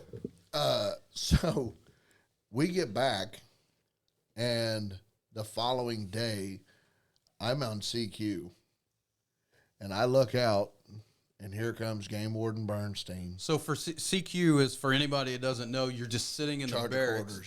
Charge of quarters. Yeah, you're just sitting there, fucking doing Like a nothing. fucking hall monitor. Yeah, hall monitor. You're a fucking babysitter. Yeah. You got 150 fucking dudes in the barracks. You're drinking. sitting in the barracks making sure nothing goes crazy. But And if it does, you join in or you just make sure nobody actually sees it. Yeah. So I was on CQ. Now, mind you, driving back from Dallas the whole time, I'm going, I'm so fucked. I'm so fucked. But at the same time, I'm also going, boy, I pray to God I still get to go home on my 30 days of leave. Did you happen to tell your chain of command at all? I'm Not sure they a knew. fucking thing. I'm Nope. sure they already knew, but They sure didn't. oh my God. All they knew is Specialist Collier's Jeep is in the impound, Yeah. and there was a head found in it. Jesus Christ, dude. There's, Not a deer head, a head. Like, yeah, hey, my name's Ed Gein, right? mother, you know? Like, so I get back, I'm on CQ the next day, and I tell my best friend Wesley, right? And I tell him, I look right at him, I said, brother, I'm going to jail. For what? I said, depends on what they found. I said, but I'm going to fucking jail. yeah. Either way, There's a warm cell for me somewhere. It was not warm. Yeah. It was not warm. And a matter of fact, I've kind of screwed this up a little bit because it's now a Saturday is what it was because I was only in jail. No, it might not have been Saturday. No, it was Monday. Yeah, It because was you leave Monday. on Saturday to It was Monday. Yeah. It was Monday, right? So I'm sitting at CQ, and I look out, and here comes the fucking game warden, Officer Bernstein, 5 MPs, 4 or 5 MPs. And I'm like, and he's got another game warden with him. It might have been Sanchez. I don't want to lie to you, Yeah. but it might have been. We'll find out. So they come walking in, and I just go, to cover my name tape. Yeah. They walk in, they said, we're looking for Specialist Collier. He went that way. No. Joe. I said, fuck. Oh, they're pointing you out. Damn. Bernstein says, you want to come over here and talk with me for a second? Not really. So, oh no, I said, yeah, sure, why not? I get up, I walk out, and he looks at me, he goes, you've already been ratted on. So do you want to tell me the truth? I said, about? He goes, poaching. I said, oh yeah, you fucking got me. Oh, you didn't even try? No. Didn't even try. No, Oh, yeah, not that- even. oh, yeah, as that- soon as he said Oh, poaching, Yeah, we're good. I said, yeah, you got me. You got me, right? I said, and I said, yeah, you got me. He goes, okay, cool. We're going to make this easier. We're going to make it hard. I said, depends. Do I get my Jeep back? And he says, we can work something out. I said, and am I going to get out of jail before I go on my 30 days of leave? That's what matters. I got to And go home. he says, we can make something work. It depends on how you work with me. I said, not a problem. He says, where's your barracks room? I said, right over there. He says, good, go get out of your uniform. It's cold in a jail cell. I said, not a problem. Dude, that's cold to say. So they take me to my barracks room. I change. They search my barracks. Did not find my backstraps. They take me to the MP station, and then we sit there and we talk for a little interrogation. And they were like, yeah, you've already been told on, right? And I said, by this person and this person, Dave Wetherill, by this person and this person. And he was like, I'm not going to say anything to you. I was like, that's fine, whatever. I said, I pulled the trigger. I said, they drove, they spotlight, I pulled the trigger. I fucking did it. And he was like, well, that makes it really easy. I said, it does. He goes, would you mind telling me or showing me where you did it at? I said, sure. At I that said- point, what's the matter, right? I said, as long as you're willing to help me. Like, brother, I want to keep my hunting light. Like, I fucked up. Yeah. Yeah. I'm a bad man. I didn't murder nobody. I didn't, rape, pillage. I didn't do none of that. You know what I mean? I poached a couple deer. We ate them. I got to say, They get to keep the meat. No. that's what I was going to Hey, say. You were like, trying to do a hey, good thing. Guess who kept all his backstraps? When I got out of jail, guess what I had? Best fucking backstraps you ever Bro. eat. That was the most Bro. expensive meat that you'll ever put in your Oh mouth. my God. So I take them through Maxdale. I take them to Loop. I showed them where we shot everything. Like, whatever. I'm busted. Yeah. They take me to Chick-fil-A. First time I ever had Chick-fil-A in my life. I have not fucking great, dude. I have not been put in handcuffs yet. Joe Rogan kissed my ass. Oh, dude, I got We just freaking bro. We got the money, fucking bro. bro. We're doing it, Red Band. We're fucking doing it, Red Band. Hey. Oh, fuck yes. Shit. Are you ready for the greatest fucking night of your lives? Yes, I should have started the podcast with that, bro. Jesus No, Christ. Oh, it's gotta man. come in. Yes. Oh, Oh, shit. this is great. So they take me to fucking the Chick-fil-A down the road here in Killeen. Yeah. Yeah. Right? They take me to jail. So I get to Bell County. Of course, I go the back way. And Bernstein goes, all right, buddy, check it out. I got to put you in cuffs to walk you through that door. I was like, all right, cool. This motherfucker pulls out these hot pink fucking cuffs. He's like, wait, those are the wrong ones. Those are not even the chain cuffs. They're just a hinge. So I am like this. Oh yeah. He puts me in them cuffs, and as I'm walking through the door to that place, I'm going, I'm a Barbie girl in a Barbie world. Because, like, I'm thinking, I've helped these guys out. I'm good. If it was today, it would be Pink Pony Club. Bro, I'm thinking, oh, I've helped these guys out. You know, I've talked to them. I'm fucking good. Yeah. Boy, was I wrong. Oh, They shit. played I the get game. into that bitch, and they took me, they processed me, and they said, you're going in that cell. And I said, you cunt. Yeah. I said, you told me you were going to help me out. He said, you're going to jail still. I'm like, fuck, dude. Yeah. Do I get to go home though? But we're cool. We're cool, right? Yeah, but we're cool, right? Like, Thanks for the Chick-fil-A, no, I guess. He bought me dinner guess. first. He bought me dinner first. then he fucked you. Yeah, then he fucked me. Right? He knew what he was doing. Oh, he knew. That son of a bitch is a romantic. Oh, bro. I didn't know that. Brant Bernstein knows how to wine and dine. He sure did. You know what'd be so cool to get him and Chris on here to tell that side of the story. Yeah. Oh. Yeah. No, I'm sure he would love telling you the side of the story where he came to my house and knocked on my door 8 years later. Right? So, anyway, I go to fucking jail. We're gonna have to have Joe back on for a part So, two. Yeah, yeah. So I go to fucking jail. I wake up in the morning. I go see the fucking.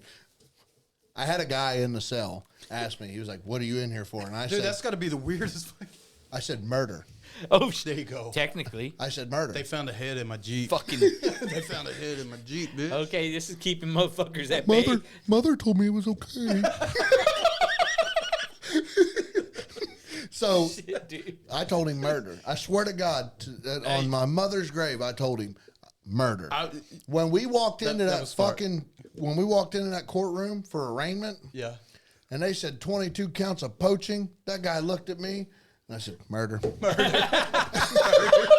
He said, "I'm a poacher. I'm not a liar." Yeah, I didn't say what I fucking murdered. Yeah. I'm just being honest. 11 in one night. Yeah. So they hit me with 11 counts of poaching, 11 counts of firing or discharging a firearm from a roadway, discharging a firearm from a moving vehicle, and hunting with a light. 44 counts. No criminal trespass. No. No. When you shoot them on the side of the road. Well, yeah, but I mean, I figured. I mean, they'll go out there and see if that bullet crossed the fence, and then if it did, criminal trespass. He had everything dead to rights. That's what I was gonna say. Less work for him. He had so much shit he didn't need to do that. Bro. I showed him I said, there's blood right there. Man, I would say that's stand up of you to just own, like, fuck it, you got me, I'm owning it. Not to mention, man, those dudes were out there taking pictures and shit. Like, in the big drug bust and shit, when they were out there, like, posing, freaking taking pictures of Yeah. all these freaking... I was in the fucking Fort Hood Sentinel for running a poaching ring. Yeah. A one night deal was, It was a one night Texas It was deal. one night. Yeah. It was the first time I poached in Texas, and I said, And you made up for all the and I fucking... said, these bitches got me after one time. I'm fucking done. Lone Star I Law. quit. I fucking quit. Like, you got me, bro. Lone Star Law. So they hit me. Brant Bernstein went to bat for me, right? I got the one count of poaching, and I got to keep my fucking hunting license. So I got a poaching that we ended up getting expunged with deferred adjudication. Which is... Pretty much they wiped it. Yeah, right? They gave it to Judy Chop. Yeah, they Judy chopped shit out of it. But they did not Judy chop the year's probation, the $25,000 fine, and the 6 months of community service. Poaching doesn't sound Or fun anymore. 60 hours of community service, which I fucked off so long on. I had to do 60 hours of community service in 40 hours, right? Because I just did not fucking, I just kept waited till the kicking last around. minute. Yeah. Buddy, that sucked. Now, mind you, That's a whole story in no, itself. here's the funniest shit about it all, right? This will make you really laugh. So, I do all this. I go home my 30 days leave, whatever, come back, blah, blah. I go to a friend's house, and mind you, this is like 30 days. Oh, wait. They picked me up from jail. My unit picks me up from fucking jail. I bet they were happy. First summer. My NCO, Brandon Lamont, 5'2", mustard stamp, combat jump. Shit, yeah. Right? Dude's a bad motherfucker. Starts chewing my ass. I said, don't get short with me, Frodo. I don't want to hear your shit, right? Hold Right? on. You know what I just been through. Oh, dude, he chewed my ass. So we get there. I go straight into First Sergeant Graves' office, and he's like, you're a fucking idiot. I said, yeah, I'm tracking. Yeah. Then my sergeant major comes in, and he goes, you're a fucking idiot. I said, yeah, tracking, but guess what? Double jeopardy. You can't do shit. I'm getting tried outside of the fucking Army. Boo fucking who. Yep. Guess who walked scot-free? Oh. The other From two, the military. What about the other two? I don't even know. Oh. I swear to God. Well, I mean, No, they were informed. That is they were informed. Stay the fuck away from him. He'll kill you. Yeah. Literally, I've already got 22 counts, right? Like fuck, or 44 counts of murder. You don't have a lot to lose at this yeah, point. buddy. Yeah, fucking. Yeah. Whatever. and don't touch my fucking backstrap. Yeah. No. Hey, I ate them bitches, and they were so good, right? I need them motherfuckers raw. They were in gentlemen. They were in another freezer, and I got them, and I ate them motherfuckers, and they were so good. Anyway, this is now, mind you, this is like back when I used to make moonshine in the barracks, shit like that too. I got some. Okay. Yeah. We can talk off this about. Yeah. So, all this is going on. So now I have, a fucking misdemeanor, a bunch of shit, whatever. I go hang out with a buddy of mine. It's November 5th of 2011. Did you get to make it home though? Oh, yeah. Okay. Yeah, I went home. Did not tell my dad. Didn't tell nobody. Nobody fucking knew. guy. Not a single person. I got a reputation to upkeep. I'm not telling nobody I got caught. Good thing they didn't. It's not that I done it. I can't let them know I got caught. Yeah. Good thing they don't get the Fort Hood Sentinel. Right, yeah, right. So I come back. I meet my wife November 5th. Fuckers on Stars and Stripes. And Yeah. I meet my wife AFN. yeah. November 5th, 2011, right? We got married November 28th, 2011. Wow. Okay? We've been married 15 years now. Yeah. You think she's the one? But check it out. November 29th, my wife found out I had a $25,000 fine. Oh, 60 hours of community service, and I was a poacher. I said, babe, what's yours is mine, and what's mine is ours. Yeah. I got 25 grand to pay. She got debt. She just married into debt. Oh, man. I didn't have no credit card debt, but boy, I had a lot of legal troubles. That's a legal debt. I said, yeah, it is what it is. She took a chance on you, and it turned out pretty good for y'all both. Bro, Yeah. so Got a now, blessed life. here we are. Fast forward now, 14 years. Yeah. I have a 13-year-old son, an 11-year-old, well, he'll be 11 November 10th, and my daughter, who's 18, she'll be 19 December 10th. Coming up. My son, my 14-year-old, just shot his first buck. He's been hunting, so he's been killing deer with me for, 5-6 years now. That was at 140, huh? Yeah. That's crazy. First deer. So he's been shooting, he shot a spike, bunch of does. That's the way to do it, though. This is a legal deer. Legal deer. Right. So, trust me, I'm doing everything I can to keep my son on the right side of the law. Good. We were sitting in the stand the other night. Now, mind you, he has been the main character my entire adult life. Oh, okay. Right? When it comes to hunting, I think I've probably shot 5 deer in the last 2 years. Yeah. I let him shoot everything. Yeah. Right? He's got his own tags. He just went through his hunter safety course, right? Because Good for him. In the state of Texas, as long as you are with a legal, licensed adult, We sent our kids You can hunt. together. Yeah. so He just got his hunter safety course, everything else, Awesome. right? He just got it like 3 weeks ago. We go out and we sit. Haven't had time all this year with football and everything else going on. We haven't had time to really put out feed or scout or anything. By the grace of God, my buddy's like, Joe, I've been telling you for years to come out here and hunt my place. Come out here and hunt my place. Yeah. So we set everything up. Our second sit, 140-inch 9-pointer comes out. Dude, good for him. He shoots it. He shoots That's it at awesome. 18. Shoots it at 18 yards with his bow. With a bow. First deer, 140-inch deer with a bow. First Dude, buck. Yeah, first buck. But that's how it started with you. That taste. Yeah, I'm fucked. Yeah. If he's anything like me, That's I'm exactly gonna what catch happened. So So if he's anything like me, I got to lock up my 22s in You're a gonna have to separate lock- area, right? Like so. not like even it- 22s nowadays with cans on them. You can Bro. You can have a 30 Hey, caliber. by the 30 way, caliber bullet out there, quiet as a 22. By the way, a potato doesn't work as good as you think either. We've tried that. I've tried right? it too. Yeah. Yeah. Neither does a doesn't pillowcase or a Yeah. pillow. No, but make sure you hollow your potato out first. I didn't do that. Yeah, me neither. Yeah, I blew did the just enough to put it on. I blew but shove that bitch on there, 1022, bye-bye. Blew the barrel up.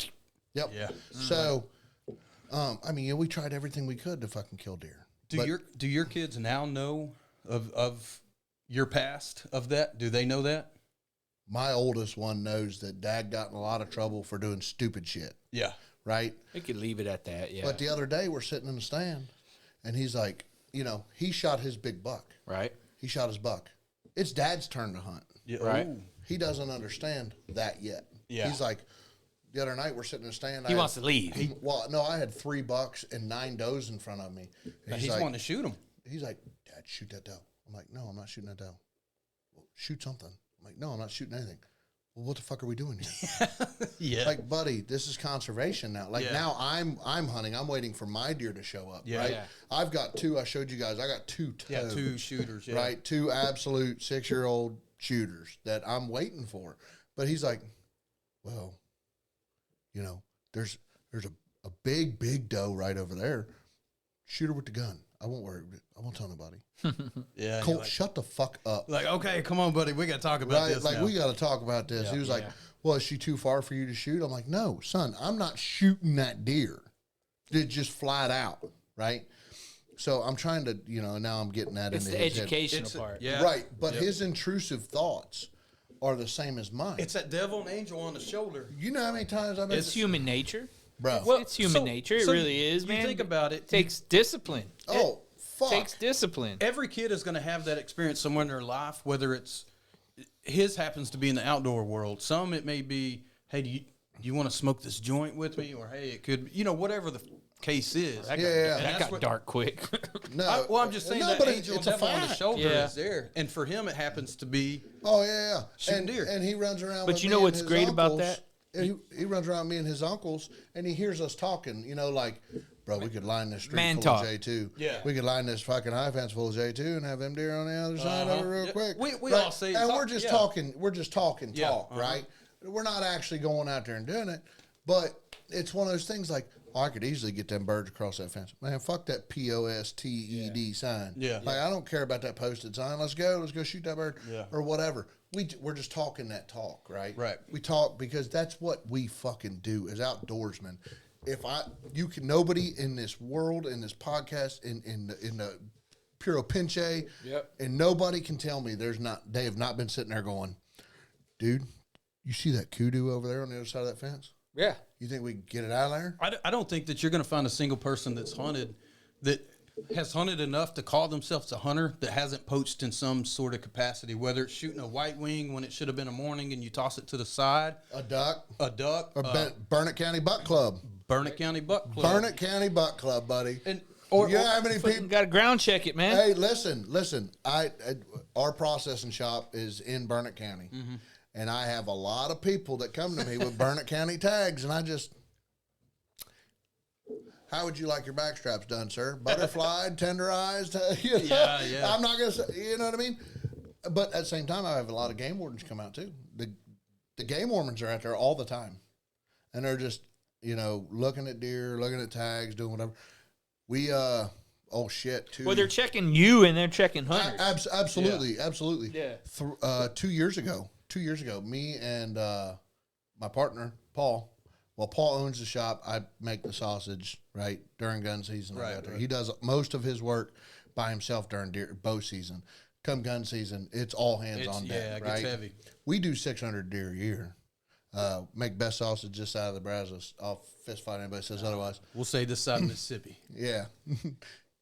We'll say Brazos. Okay. But so, 3 years ago, we were sitting out there and I had like 6 or 8 trucks pull in, right? And all these Hispanic fellers come out and they've all got undersized deer. And some of them's got tags, some of them don't, some of them this, some of them that. And I'm like, what the fuck is going on? Damn. Well, it just so happened that one of our longtime customers, who's a Bell County sheriff, was there in civilian clothes. And he was like, Joe, make a phone call. Yeah, I don't know what's happening here. Well, so what we did is we took all the deer in, and then I told those guys, I was like, yeah, I got your deer, cool. You can come pick them up whenever, blah, blah, blah. Got them off the property. The next day, the game warden showed up and was like, every one of those deer stays right here. Do not touch any one of them deer. Come find out, it was a big group of guys that was moving dope up and down up and down the state. Like up and down 35. But they had bought a piece of property out there in Burnett County, and they were shooting deer on it.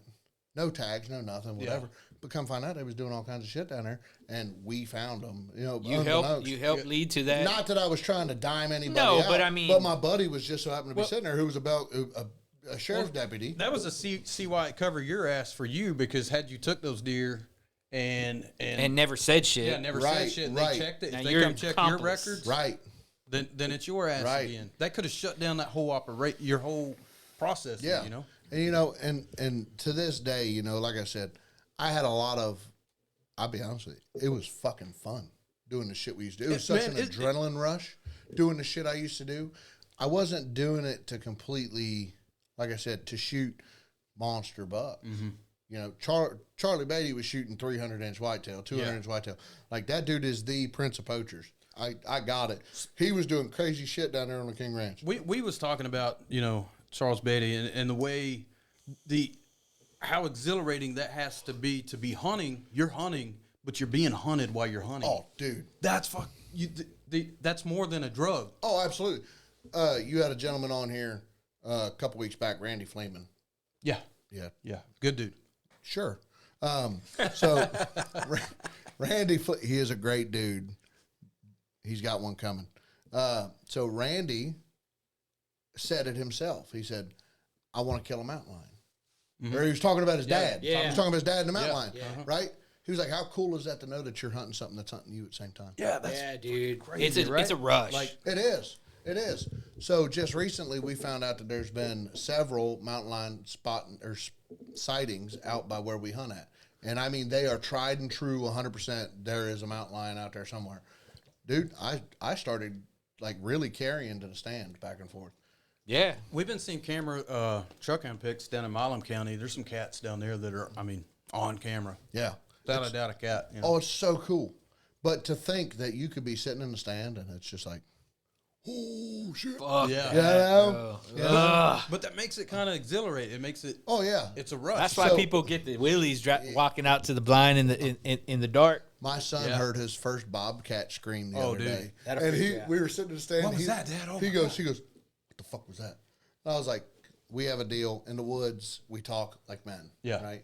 What the fuck was that? Yeah, I do. Yeah. I was like, it was Bobcat. He goes, yeah, we can leave. Yeah. I was like, no. No, it's fine. I had one licking its chops at me one time when I was picking up. Oh, yeah, this dude. He shot his buck.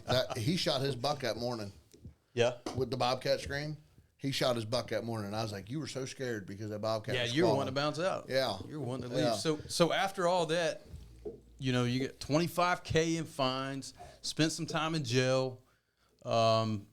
I guess you didn't really get nothing. What happened with your Jeep? Did you get it back? 2 years later, I got it out of the impound. 2 years? Yeah. How many doll hairs did that cost? I want to say it was right around $1,200 to get it out. Okay. But I thought I was screwing off with money, though. I just got married. Like, I was doing a bunch of shit. I didn't make going to get my Jeep priority. That Jeep is now parked in my father-in-law's driveway, and we drive it once a week, right? Like, I still have the Jeep. Hell yeah, good. We got rid of the blood stains. I was gonna say you get from the the head. You get the head out from under the seat. Mother told me to put it somewhere else. Right?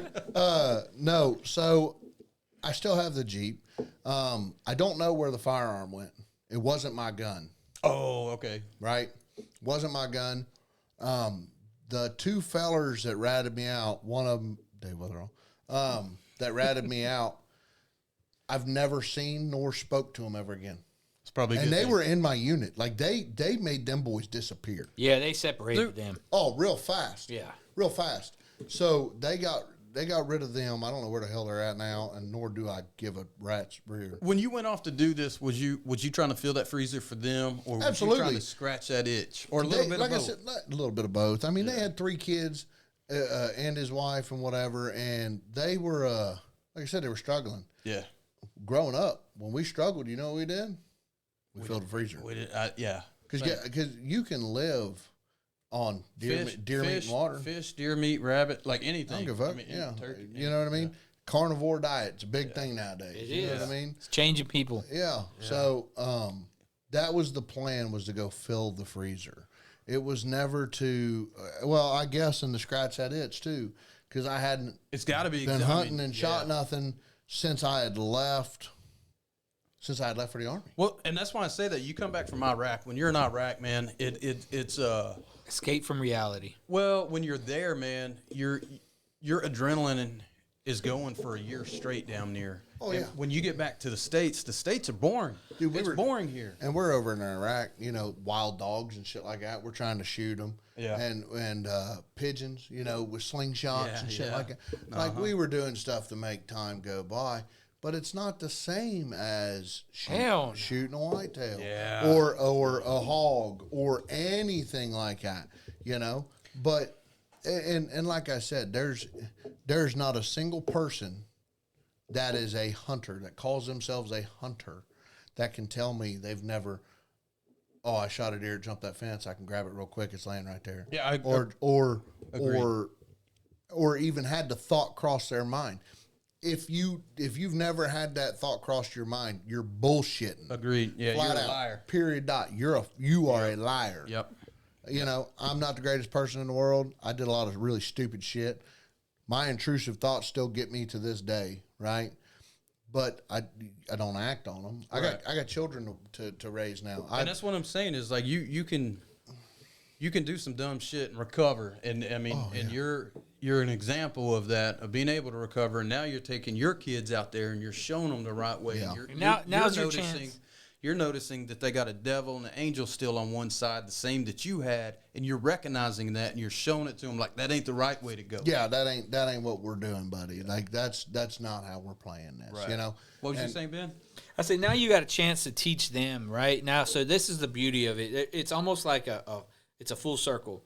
You had your chance to be young and make your mistakes. You had your chance to live that way. At one point, it was kind of like a way of life. Yeah. And then at some point, it became a choice. You were doing it by choice. And then you have an incident where you get busted, right? Okay, I'm going to face the consequence. What do you got for me? You face the consequence, and you said it. We didn't put those words out. You said, that's it, I quit. I'm not going to do that anymore. Yeah. So now you got kids damn near the age you were when you first started running around, running and gunning, Yeah. right? So now you're sitting in a blind with them, and the beauty is you can sit there and be like, no, this is not why we're doing this, and this is not what we're doing. I heard you and Uncle so-and-so talking about this, and it's like, buddy, we were just joking. We're talking. Yeah. You know what I mean? We're just talking shop, buddy. The difference We're not, between talking and doing. yeah, son, I am not going to take a Milwaukee angle grinder over there and cut a hole in that high fence to get that Scimitar-Oryx out of there. At least not today. Yeah, not today. Son, do you see that 500-inch elk out of there? Buddy, the angle grinder's for his antlers, not, you know. We're just joking about that stuff. I'm not going to do it. Yeah. But you can't tell me you haven't sat there and seen an animal like that and been like, fuck, boy. Dude, you know what's really hard is, too, when we're out there, we had those big bucks on the lease when we were outfitting, too. And for us, you know, we'll have them in our crosshairs, but still not pulling the trigger because that's a tag for somebody to come hunt, man. I took one of my best friends of all time. I took him last year, 2 years ago, whatever. Yeah. Last year or two, he wanted to get into hunting. He's got 7 kids, right? So he's like, He's a guy that needs to be hunting. Yeah. So Like elephants. right? That's what I told him. I said, we got him at the Waco Zoo, but I don't think they'll appreciate that, So I told him, I was like, well, come on, let's go hunting. And we were sitting at a place. I had access to a piece of property in Lomita, Texas, and we were hunting there, and we could see deer. So that the way the property was set up, like big square, there's a road comes down here. We're sitting in a stand over here. We could see deer on this guy's property across the road, 500 yards. He was like, I could shoot that. I was like, you're not shooting across the fucking road into the neighbor's place. Then we had deer come up, and they were like getting ready to cross the fence, and somebody be coming down on a UTV, and they turn around and walk away. He's like, I could have shot there at the fence. I was like, you're not shooting fucking over. Like, stop being dumb. Yeah. But it's us joking around, right? Right. But could we have made that 200-yard shot and busted that deer? Absolutely. Yeah. But we didn't. And it was funny because him and I were sitting in a stand, and we were sitting in a stand looking over here. There was another stand back here on the other side of the property where my son and a friend of mine was sitting, and we're sitting here waiting on deer, and my son shoots a fucking button buck, right? And I was like, I've worked with him real hard on, we don't shoot every deer we see, right? Yeah, but it comes with experience and over time. Right. So there was 2 does that came out. It ended up being a doe and a button buck. He thought when he put it on him, he shot the wrong one. Yeah. Is what it is, whatever. At the time, he was 9. Dude, he harvested a deer, and that's impressive for a 9-year-old. Absolutely.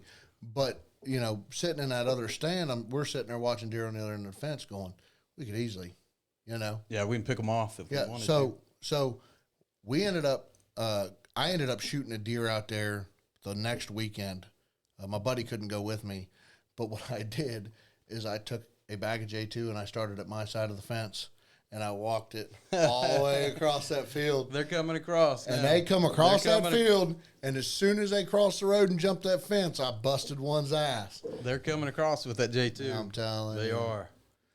Man, well, I think this is it's a good place to kind of wrap up. I think this is a perfect opportunity for us to, one, get your stories out there. They were so fun to listen to and watch you tell the stories. But, let's close it out with a lesson you learned and something you're willing to pass on to the viewers. And just say, let's end it on a positive note and say, hey, yeah, I messed up, but this is where I'm at today. And this is what I'm doing to kind of contribute to the hunting and fishing community now. And before Joe says that, I just want to say once again, we're not condoning poaching. We sat here and we laughed and had a lot of good times.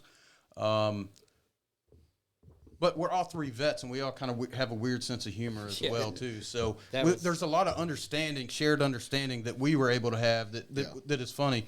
Poaching's wrong, it's bad, we don't condone it, but you can still laugh and have a good time when lessons are learned. Yeah, absolutely. And, so today, I take a lot of kids hunting. My sons, they got friends that they're like, we want to go hunting, whatever. And I've taken several kids on their first hunt with my son and myself, you know what I mean? Beautiful thing. So I'm trying to teach them, and I got kids that, have never even thought about hunting a day in their life, and they go out with us, and they're like, this is awesome, I want camo, I want to go, I want to learn. That's what it's about. I take kids out to the shop, out to our processing shop. I show them how to skin, show them how to gut a deer, hey, this is why we do this. This is, there's 20-something grams of protein per pound in this. This is the cleanest meat you're going to get. Yeah. You know what I mean? And so spreading that knowledge of why we hunt and why we do things and spreading it with the youth is big for me. And I got a lot of guys that have never hunted before either that want to learn. And I have no problem taking them and teaching them. I've taught guys how to bow hunt. When I was at the WTU, when I got injured and went to WTU. Where your transition unit? Yeah.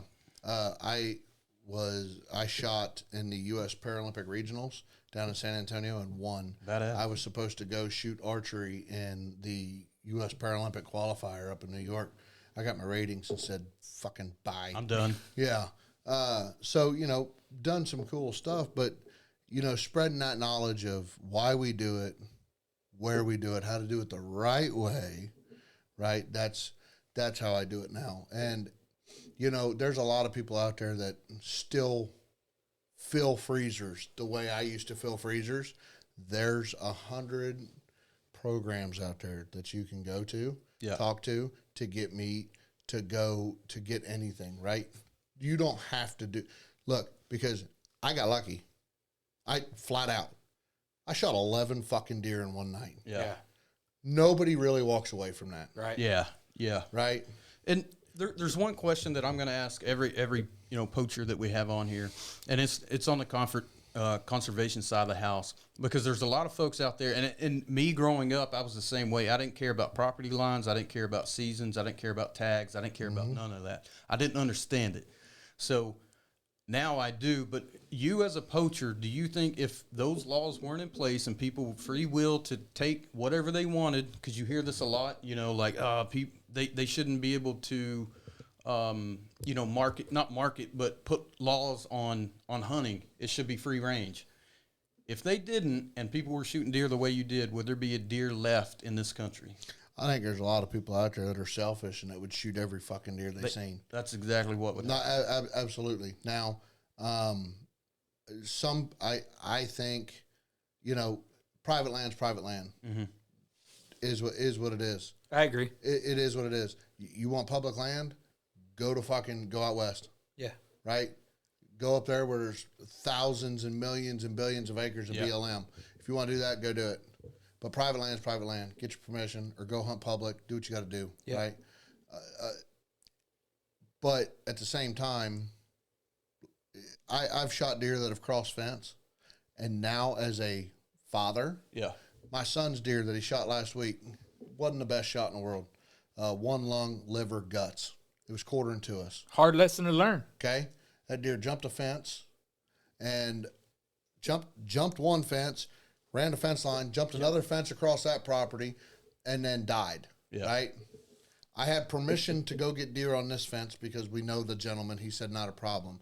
This guy, we had no permission. It just so happened he was walking outside to let his fucking dogs out. Dude, that deer happened for a reason for your son. And I said, hello! Yeah. I'm screaming at him. Dude's looking at me like I'm, crazy, got something growing out of my forehead. And I talked to him. I was like, look, deer's laying over there somewhere. We know he is. He's dead. We know it.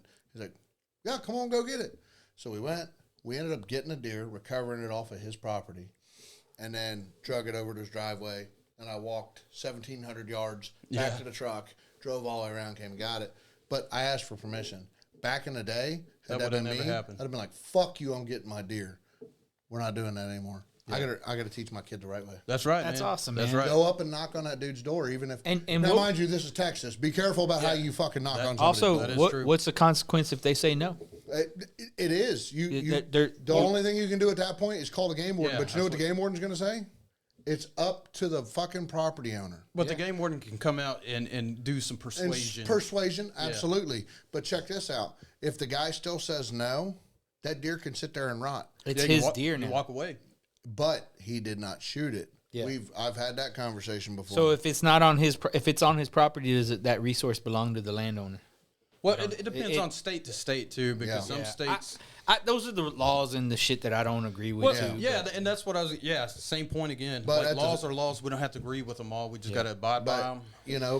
But that's also a decision you have to make as a father and as a hunter.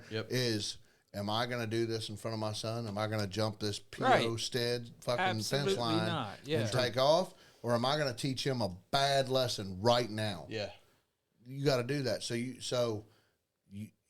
I have found... There's an angel and devil again. Good on you for doing the right thing in front of that kid. I have found that it's better just to do it the right way. Well, I think that's a good lesson to leave it on right there. Hey, if you guys don't mind real quick, I just want everybody to know, right? So I found this post on Facebook. I reached out to these guys, said, yeah, fuck it, I'll come on here and talk. And we could talk for another hour. Yeah, I've had run-ins even more since then. Yeah. I was in the right, whatever. Well, once. Okay, maybe not. We'll argue that later. Yeah. But I came in here, and you guys were the most welcoming awesome fucking guys. Well, good, man. Like the post said, there's no judgment here. No. But go like and subscribe to these fucking guys. This Cast and Blast podcast is awesome. These Thanks, two man. work their asses off. You should see this whole place. It's awesome. And their merch is phenomenal. They make it right here by hand. Right? These guys are fucking great. And pardon the French. Thank you, man. Go ahead. But these guys are awesome. First time meeting each other. We've known each other for years through everybody else, but Yeah. we've never met. We've never spoke. We've never nothing. Shook hands for the first time This today. was We the- didn't even know of each other. no, until didn't today. even know of each other. But this is the absolute most hospitable place I've ever walked into as Thanks, a man. first day new guy. Wow. And I want you guys to know that. Thank you so much. And you have all the support you'll ever get from myself, from VJMP Wild Game Processing, and from J2 Berry Blend. And I'm speaking on you, Jimbo. Man, Sorry, bro. thank you. I'm It goes telling so you, far, man. Look, you guys are great, and I can't wait to come back because I'm telling you, we could talk for another. Man, we got to do get all y'all on here. round Yeah. 2. Yeah, on we'll some get you shit. in, Jimbo, and we'll do it all. Yeah. Well, guys, I got to say, man, and I'm glad I said all that shit I was talking about Joe Rogan earlier. Pound for pound, Joe Rogan, we had you. Dude, that Dude, story was that you know, was- in the original post. Like we didn't know Joe. Like he said, he just said, "Hey, this is what I done. You're not gonna believe this story. I can't put it all in this, this message, but you wouldn't believe me if I told it to you twice." And we're like, "We got to have him here." Then he showed up. Little did we know that we're part of the same friend circle, and we yeah. had no clue.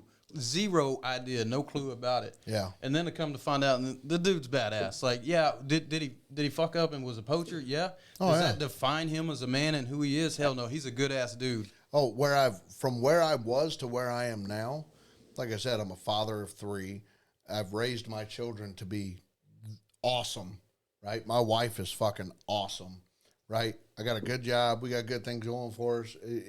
I'm in the community a lot. Yeah. A lot. Yeah, we see that now. Like, Still helping people out, too. Like, the youth sports, high school sports, hunting, fishing, whatever. I'm with the warfighter every single day. yeah. come on. Every day. I love it. I absolutely love it.